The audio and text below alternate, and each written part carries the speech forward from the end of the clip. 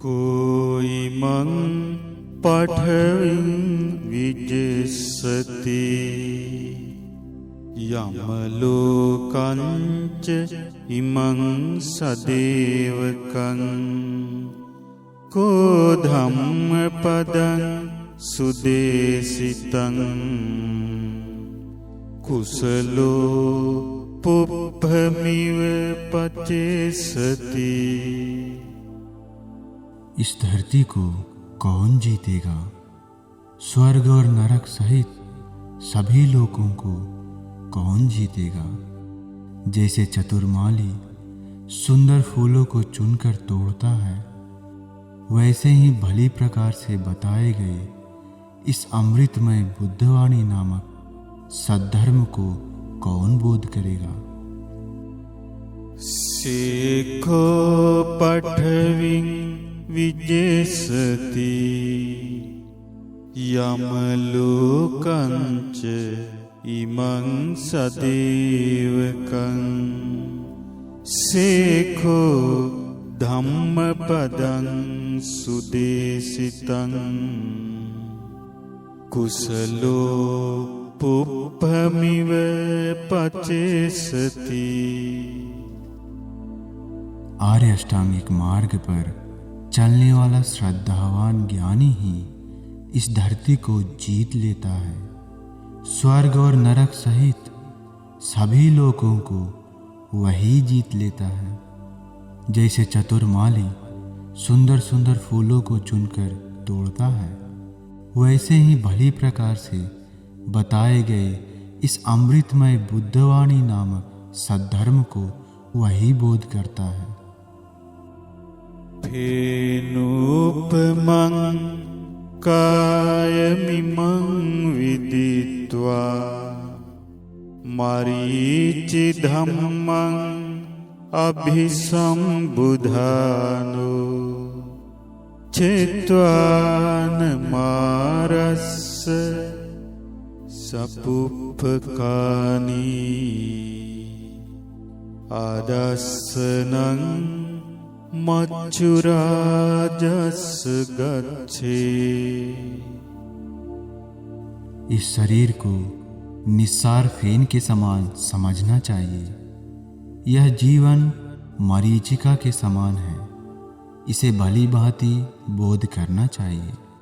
पापी मार के माया युक्त क्लेश बंधन रूपी फूलों की माला है, उसे तोड़कर उस निर्वाण मार्ग की ओर जाना चाहिए, जिस निर्वाण को पापी मार्ग को देखना असंभव है। पुप्पानि हेव पचिनन्तं व्यासत्तमनसं नरं सुतं गामं महोघोव मच्छुआदाय गच्छति।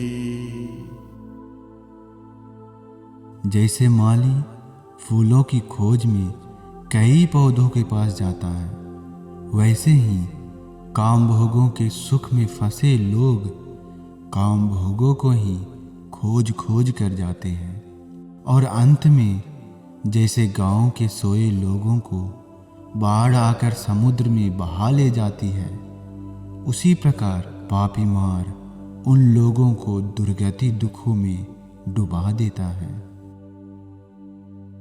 पुप्पानि हेव पचिनन्तं व्यासत्तमनसं नरं अतीतं येव कामेषु अन्तको कुरुते वसन्। जैसे माली फूलों की खोज में गांव-गांव जाता है, वैसे ही काम भोगों के सुख में फंसे लोग काम भोगों को ही खोज खोज कर जाते हैं, और अंत में वे लोग काम भोगों के प्रति बिना तृप्त हुए पापी मार के बंधन में फंस जाते हैं। यथापि भ्रमरूपुफं वन्नगन्धं अहेठयं पलेति रसमादाय एवं गामे मुनिचरे। जैसे भौरा फूलों की सुंदरता और सुगंध को बिना हानि पहुंचाए फूलों का रस लेकर उड़ जाता है, वैसे ही तथागत बुद्ध के श्रावक भिक्षुगण गांव में भिक्षाटन करते हैं। न परेशं विलोमानि न परेशं कथाकथं अतनो अविख्येय कथानि अकथानि च। दूसरों की वाणियों में दोष ढूंढने से कोई लाभ नहीं, दूसरों के किए और ना किए को भी ढूंढने से कोई लाभ नहीं। खुद के बारे में देख लिया तो पर्याप्त है। स्वयं क्या करता है तथा क्या नहीं करता है उसे देख लिया तो पर्याप्त है। यथापि रुचिरं पुष्पं वन्नवन्तं अगन्धकं एवं सुभाषिता वाचा अफला होति अकुबतो। जैसे कोई पुष्प है, बहुत सुंदर है, पर कोई सुगंध नहीं, वैसे ही भगवान बुद्ध के द्वारा अच्छी तरह से बताए गए श्री सद्धर्म के अनुसार अगर जीवन में आचरण नहीं करते हैं तो इससे कोई लाभ नहीं होता। यथापि रुचिरं पुष्पं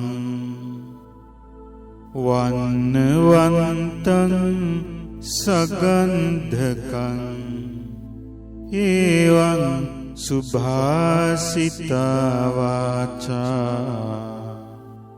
सफला होति पकुब्बतो। जैसे कोई पुष्प है, बहुत सुंदर है और सुगंध युक्त भी है, वैसे ही भगवान बुद्ध के द्वारा बताए गए श्री सद्धर्म को अगर अपने जीवन में अमल करे तो सार्थक फल पा सकते हैं। यथापि पुष्पराशिम्हा कैरामाला गुणे बहु एवं जातेन मच्छेन कर्तव्यं कुशलं बहु। जैसे कोई चतुर माली सुगंधित फूलों को जमा करके बहुत मालाएं बनाता है, उसी प्रकार मनुष्य लोक में जन्मे मानव को जितना हो सके उतना पुण्य करना चाहिए। न पुष्पगन्धो पठिवातमेति न छन्दनं तगरमल्लिका वा सतञ्च गन्धो पठिवातमेति सब्बादिशा सपुरुषोपवाति।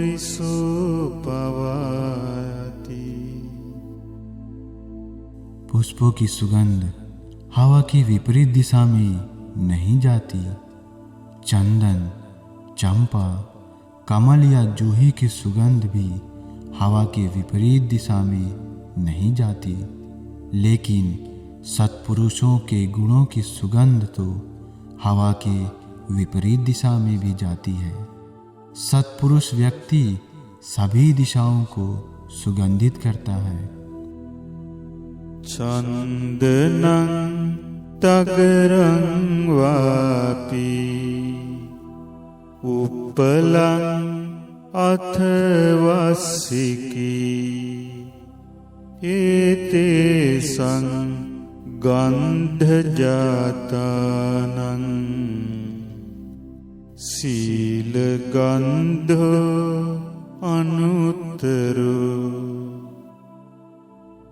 चंदन, चंपा, कमल और चमेली की सुगंध से ज्यादा गुणवानों के सील की सुगंध होती है। अपमत्तो अयं गन्धो यायं तगरचन्दनी योच शीलवतं गन्धो वाति देवेषु उत्तमो। ये चंदन और चंपा की सुगंध तो बहुत अल्प है, लेकिन सिलवानों के गुणों की सुगंध तो उससे उत्तम है। उनके गुणों की सुगंध देवलोक तक फैल जाती है। तेषां सम्पन्नशीलानां अपमादविहारिणां सम्मदन्या विमुक्तानां मारो मग्गं न विन्दति। वे मुनि लोग सदाचारी हैं, परम मुक्ति के लिए बिना देर हुए धर्म का आचरण करते हैं। वे भली प्रकार से परम सत्य का बोध होने के कारण सभी दुखों से मुक्त हो चुके हैं। उनके मार्ग को पापी मार कभी नहीं देख सकता है। यथा संकारधानस्मिन् उज्झितस्मिन् महापाथे पद्मं तथ जायेथ शुचिगन्धं मनोरमं। रास्ते के किनारे कचड़े से भरा पानी का गड्ढा है। उसी कचड़े भरे कीचड़ में कमल का फूल खिलता है। उस कमल के फूल से बहुत सुगंध फैलती है। वो देखने में भी सुंदर लगता है। एवं संकार भूतेषु अंधभूते पुथुजने अतिरोचति पඤ्ඤाय सम्मा संबुद्ध सावको। वैसे ही इस लोक में अविद्या रूपी अंधकार से ढके अज्ञानी लोग हैं, ठीक तृष्णा रूपी कीचड़ के गड्ढे के समान। लेकिन उसी लोक में भगवान बुद्ध के वैरागी श्रावक अपनी प्रज्ञा की महिमा से चमकते हैं, जैसे कीचड़ में कमल का फूल खिलता है।